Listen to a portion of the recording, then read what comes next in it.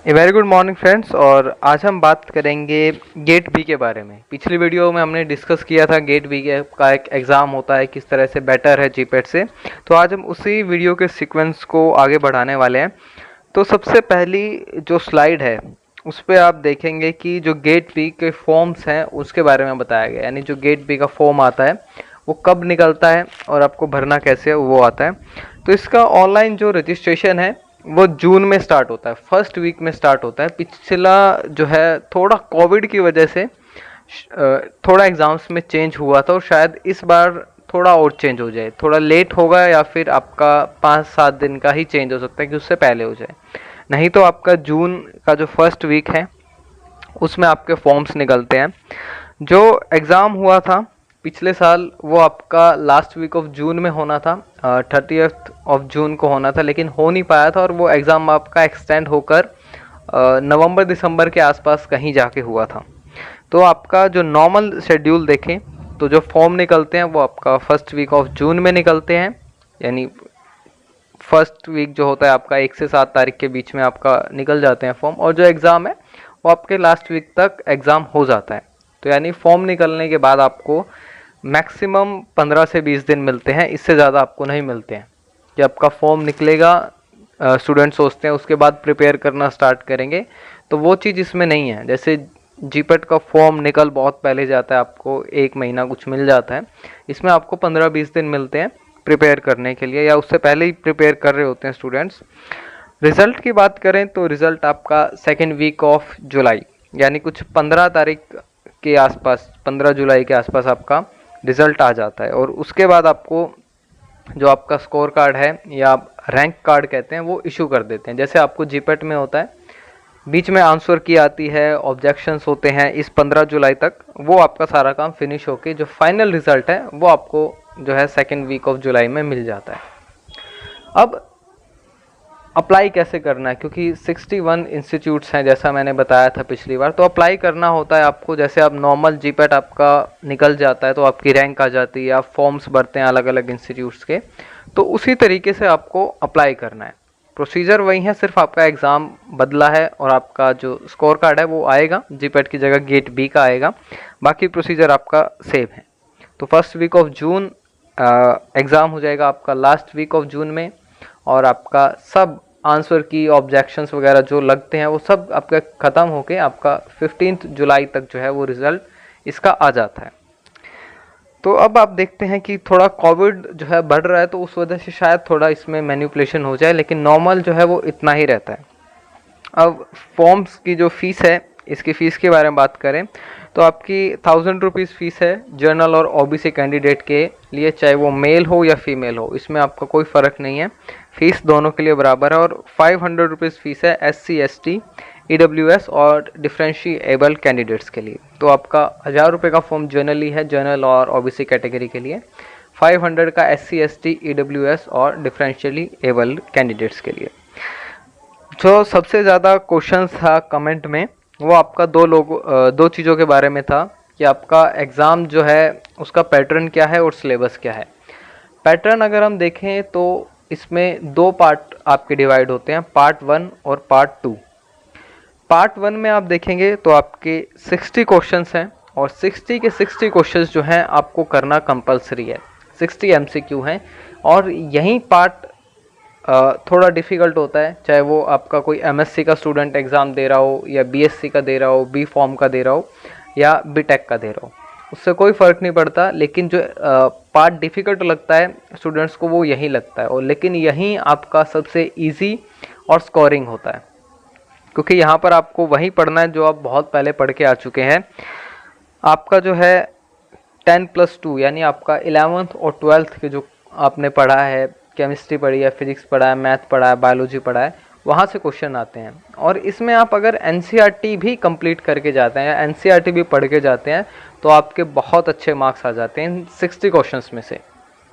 तो आपका ये आपका इम्पॉर्टेंट पॉइंट है कि जो इस पार्ट में एक्सेल कर जाएगा उसका जो एग्ज़ाम है वो अच्छी रैंक के साथ निकल जाएगा। तो पार्ट 1 ही डिसाइडिंग है। जैसे आपका ICMR का एग्ज़ाम होता है पार्ट 1 पार्ट 2, उसमें भी आपका पार्ट 1 ही जो है वो मेनली डिसाइड करता है कि किसका एग्ज़ाम निकलेगा किसका नहीं निकलेगा, क्योंकि पार्ट बी में तो सब पढ़ के ही आते हैं 4 सालों में आप, या 5-6 साल एमएससी वाले भी हैं तो पढ़ के ही जाते हैं सब, लेकिन यहाँ पर जो है ये इम्पोर्टेंट है।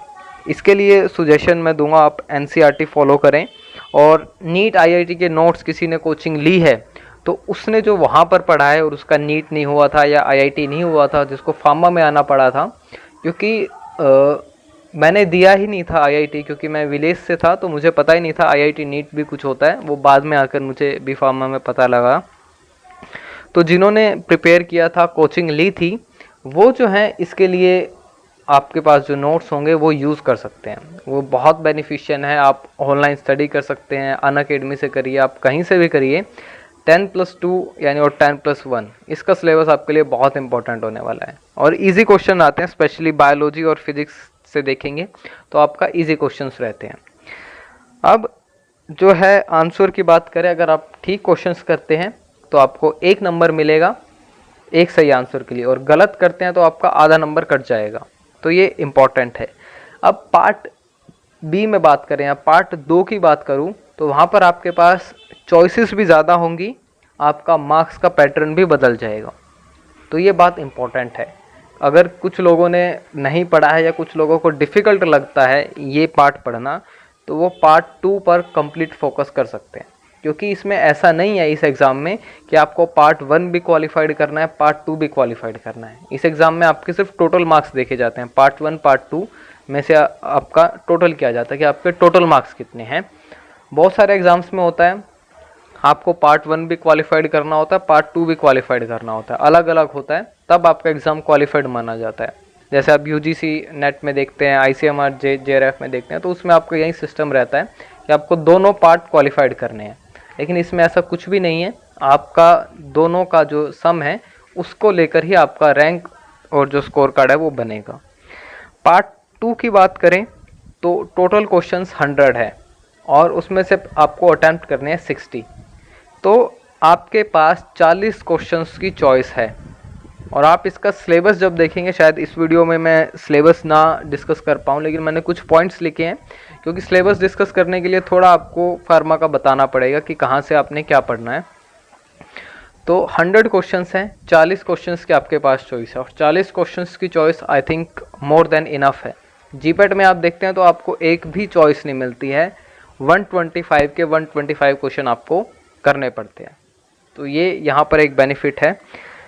टाइप ये भी आपका एमसीक्यू ही है, कंप्यूटर बेस्ड एग्ज़ाम होता है, आपका ओएमआर शीट वाला एग्ज़ाम नहीं है, कंप्यूटर बेस्ड एग्ज़ाम ही है। अगर आप गलत करते हैं क्वेश्चन तो आपका 1 नंबर कटता है, और अगर आप ठीक करते हैं तो आपको 3 नंबर मिलते हैं, यानी एक क्वेश्चन आपका 3 नंबर का है, और आपकी नेगेटिव मार्किंग जो है वो -1 की है। तो अगर हम टोटल मार्क्स देखें तो पार्ट ए आपका 60 नंबर का हो गया, 60 क्वेश्चंस थे एक एक मार्क्स के, और पार्ट बी हम देखें तो 60 क्वेश्चन है 3 मार्क्स के, तो 180 + 60 = 240, तो आपका 240 नंबर का एग्ज़ाम है, जिसकी कट ऑफ जो थी पिछली बार बहुत कम थी, लेकिन इस बार भी आपको उतने ही कट ऑफ मिलेगी, कोई ज़्यादा आपका जो है डिफरेंस नहीं होने वाला है, तो आप कर सकते हैं इस एग्ज़ाम को। अगर हम बात करें टाइम की तो 180 मिनट्स हैं, 3 आवर्स का एग्ज़ाम है, और टोटल क्वेश्चन 60 ए पार्ट में है, 60 बी पार्ट में है, तो 120 क्वेश्चंस हैं, और आपको 180 मिनट्स मिल रहे हैं। आपके 5 क्वेश्चन कम है जीपेट से, और आपको थोड़ा टाइम भी अगर हम क्वेश्चंस के हिसाब से देखें तो ज़्यादा मिल रहा है। तो ये आपका पार्ट 1 और पार्ट 2 है। मैं फिर कह रहा हूँ, जिसने पार्ट 1 अच्छे से किया है उसकी रैंक हमेशा ही आपकी एक्सेल रहती है, वो अच्छी रहती है, स्पेशली उन लोगों से जिन्होंने सिर्फ पार्ट बी पे फोकस किया है। तो ये बात आपको ध्यान रखना है कि आपको पार्ट बी जो है वो ऑलमोस्ट स्टूडेंट अच्छा कवर करके आते हैं, तो पार्ट ए पे भी आपको फोकस रखना है। आप एनसीईआरटी, नीट्स, आईआईटी के नोट्स, ऑनलाइन लेक्चर्स कुछ भी फॉलो कर सकते हैं, और शायद आपको इसका पिछले साल का पेपर मिल जाएगा आरसीबी की साइट पे, या कहीं से हुआ तो मैं अवेलेबल खुद करवा दूंगा आपको। अब बात कर लेते हैं लिस्ट ऑफ कोर्सेज़ की, कौन कौन से कोर्सेज़ हैं जिनमें आप एडमिशन ले सकते हैं इसके थ्रू, क्योंकि पिछली बार वीडियो में हम डिस्कस नहीं कर पाए थे। सबसे पहले MVSC है, ये आपका वेटनरी साइंस के लिए है, इसके लिए आपको बैचलर होना एलिजिबिलिटी है वेटनरी साइंस के लिए। इसके बाद देखेंगे आप MTech इन कंप्यूटेशन बायोलॉजी, अब यहाँ पर आपको 2 कोर्सेज स्पेशली मिलेंगे जो फार्मा स्टूडेंट्स हैं या दूसरे एमएससी स्टूडेंट या कोई बीटेक स्टूडेंट देख रहा है, तो उसको 2 ऑप्शंस मिलते हैं, या तो वो एमटेक कर ले या वो एमएससी कर ले। बी फार्मा वालों के लिए एमटेक जो है वो ज़्यादा सुटेबल है अगर वो प्राइवेट फील्ड में जाना चाहते हैं, क्योंकि उनको पैकेज वहाँ पर थोड़ा सा बेटर मिलता है। जिनको गवर्नमेंट फील्ड में जाना है, टीचिंग में जाना है, रिसर्च में जाना है, उनके लिए एमएससी थोड़ा सा बेटर है। और एमएससी में आपका जो थोड़े कोर्सेज हैं वो आपके जो हैं मेडिकल लाइन से आपको ज़्यादा मिलेंगे, कि आपका क्लिनिकल जिसमें काम ज़्यादा हो रहा है। लेकिन एमटेक में आपको वो कोर्सेज मिलेंगे जो आपके इंडस्ट्री में ज़्यादा एप्लीकेबल हैं, रिसर्च में भी हैं लेकिन इंडस्ट्री में ज़्यादा यूज़फुल हैं, तो इसलिए उनका पैकेज भी थोड़ा आपको ज़्यादा मिलता है। तो इसमें आप देखेंगे MTech in computation biology, MTech in pharmaceutical biotechnology, ये आपका आईसीटी में है। MTech in food biotechnology, MTech biotechnology, इसके लिए आपके कोर्सेज हैं, वो कॉलेजेस बहुत सारे हैं। MTech bio process technology, MTech biotechnology and biochemical engineering, MTech marine biotechnology. ये जो आपका मरीन बायोटेक्नोलॉजी है ये आपको ऑलमोस्ट जो है साउथ की तरफ ये जो है कॉलेजेस हैं, इंस्टीट्यूट्स है, वहाँ पर ये कोर्स मिलता है। नेक्स्ट बात करें MTech specialized in industrial biotechnology, तो ये आपके एमटेक वाले कोर्स हैं जिनमें आप एडमिशन ले सकते हैं। कंप्यूटेशन है, बायो प्रोसेस है, फूड टेक्नोलॉजी है, इनके बारे में आप सर्च भी कर सकते हैं, आपको अच्छी इन्फॉर्मेशन मिल जाएगी। नेक्स्ट बात कर लेते हैं एमएससी की। यहाँ पर आपको MSc molecular and human genetics, MSc bio informatics, MSc bio resource technology है, MSc molecular and human genetics, marine biotechnology, MSc medical biotechnology, MSc agriculture biotechnology और एमएससी बायोटेक्नोलॉजी। इन सब के लिए बहुत सारे इंस्टीट्यूट्स हैं जो आपके 61 हैं। तो ये आपका जो है, अब जिन स्टूडेंट्स की कलॉजी अच्छी है तो उन्हें मैं कहूँगा कि वो कुछ ऐसा क्लिनिकल में जाने का ट्राई करें जहाँ पर उनको बेनिफिट मिले, चाहे वो एमटेक हो या फिर आपका एमएससी हो। जिनका सूटिक्स अच्छा है वो थोड़ा आपका इंडस्ट्री टाइप जो कोर्सेज ज़्यादा आपको लगते हैं सूटेबल, उसमें आप ट्राई करें, तो ये आपके लिए बेनिफिट रहेगा, क्योंकि आपका इंटरेस्ट जिसमें है उसमें ही आपको काम अच्छा मिलेगा। जैसे जिन्होंने एमएससी फार्मास्यूटिकल बायोटेक्नोलॉजी लिया है वहाँ पर उन्हें बहुत डीपली पहले केमिकल्स के बारे में बताया जाता है, फिर आगे उन्हें इंडस्ट्री पे पढ़ाया जाता है, इंडस्ट्री लेवल पे पढ़ाया जाता है, ट्रेनिंग होती है। और जो आईसीटी मुंबई हैं उसके जो एलुमनाई हैं, आई थिंक मुकेश अंबानी हैं, तो वहाँ से रिलायंस का उनके साथ जो है एक कोलैबोरेशन है, तो प्लेसमेंट के चांसेस अच्छे हैं वहाँ से रिलायंस में, और दूसरी आपकी जो है इंस्टीट्यूट्स में भी ऐसा ही है। सिलेबस अगर हम पार्ट बी की बात करें तो कंप्लीट सिलेबस मैं नेक्स्ट वीडियो में शेयर कर पाऊँगा। इस वीडियो में मैंने कुछ पॉइंट्स इंक्लूड करे हैं कि पार्ट बी में आपको पढ़ना कहाँ से है। स्पेशली अगर आप 12th की बायोलॉजी पढ़ रहे हैं तो उसमें आपका बायोमोलिक्यूल्स के चैप्टर हैं, जिसमें आप लिपिड्स पढ़ेंगे, कार्बोहाइड्रेट, डाइजेशन वगैरह जो भी आपका है वो आपको थोड़ा अपग्रेड लेवल पर पढ़ना पड़ता है बायोकेमिस्ट्री में, उनका मेटाबॉलिज्म पढ़ते हैं। यही सब आपका मेन चैप्टर्स है जो आप सेमेस्टर वाइज सिलेबस में बायोकेमिस्ट्री पढ़ी है आपने, वहीं आपकी रिपीट है ऑलमोस्ट, जो है कुछ भी अलग नहीं है। स्पेशली उसमें क्वेश्चंस रहते हैं आपके ईटीसी से और आपका जो है कार्बोहाइड्रेट, प्रोटीन और स्पेशली न्यूक्लिक एसिड और उसके मेटाबॉलिज्म से। नेक्स्ट सिलेबस में आपको और अच्छे से समझ में आएगा। तो बायोकेमिस्ट्री आपसे इम्पोर्टेंट एक सब्जेक्ट है। यहाँ पर एक जो है मैं कहूँगा लिमिटेशन है सूटिक्स वालों के लिए, क्योंकि सूटिक्स का यहाँ पर बहुत कम पूछा जाता है, आई थिंक ना के बराबर पूछा जाता है। कॉलोजी का भी कुछ ज़्यादा नहीं है, आपका जो सिलेबस है वो आपके फार्मा के जो दूसरे सब्जेक्ट्स हैं वहाँ से ज़्यादा है। जैसे एनिमल बायोटेक्नोलॉजी फार्मा स्टूडेंट्स नहीं पढ़ते हैं अच्छे से, तो यहाँ पर उन्हें पढ़ना पड़ेगा, क्योंकि एनिमल बायोटेक्नोलॉजी से आपके बहुत सारे क्वेश्चंस आते हैं, प्लांट बायोटेक्नोलॉजी से आपके बहुत सारे क्वेश्चंस आते हैं, माइक्रोबायोलॉजी से आपके बहुत सारे क्वेश्चन आते हैं। माइक्रोबायोलॉजी में स्पेशली इंक्लूडेड है इम्यूनोलॉजी और वायरसेस, इनमें से आपका क्वेश्चंस बहुत आता है। एनालिसिस जो आप पहले तो ईयरली होता था, तो 4th ईयर में एनालिसिस होती थी। एनालिसिस की आपकी जितनी टेक्निक्स हैं जो आपने पढ़ा है वो सब इम्पोर्टेंट है। स्पेशली आप HPLC, NMR, UV, विजिबल और IR आप पढ़ के आए हैं, तो वो आपकी बहुत इम्पोर्टेंट है जो है इस टेक्निक्स के उसमें आपने आई थिंक PCR नहीं पढ़ा है, या आपने इलेक्ट्रोफोरेसिस भी इंक्लूड होता है पहले इंक्लूड था, अब मैंने सिलेबस देखा नहीं है सेमेस्टर वाला उसमें है या नहीं, तो वो आपसे पूछा जाता है। फार्माकोलॉजी की बात करें तो आपका एंटीबायोटिक्स का जो एक चैप्टर है वहाँ से क्वेश्चन रहता है, और जनरल फार्माकोलॉजी में आपने जो प्लाज्मा मेम्ब्रेन की स्ट्रक्चर पढ़ी है, आपने जो रिसेप्टर पढ़े हैं, वहाँ से आपका क्वेश्चन हमेशा रहता है, जिसे आप दूसरे लैंग्वेज में सेल सिग्नलिंग कहते हैं, वहाँ से आपका क्वेश्चन रहता है। और यही सिलेबस आपको और एग्ज़ाम्स में मिलेगा।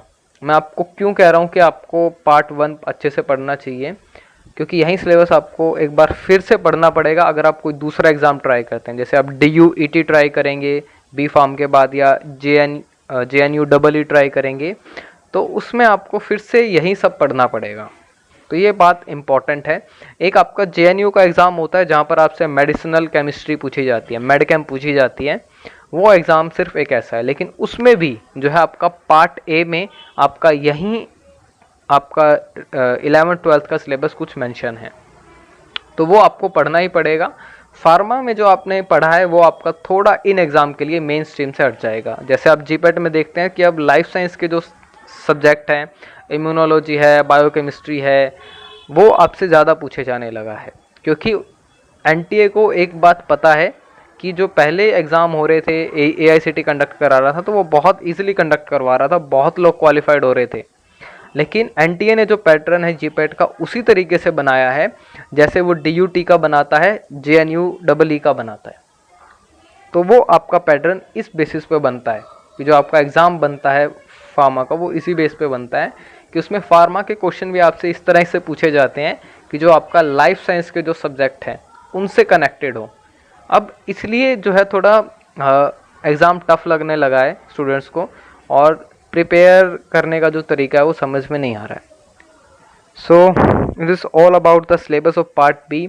नेक्स्ट वीडियो में हम इसे अच्छे से डिस्कस करेंगे। I hope you like the video. You can press the subscribe button. Thank you so much and all the best.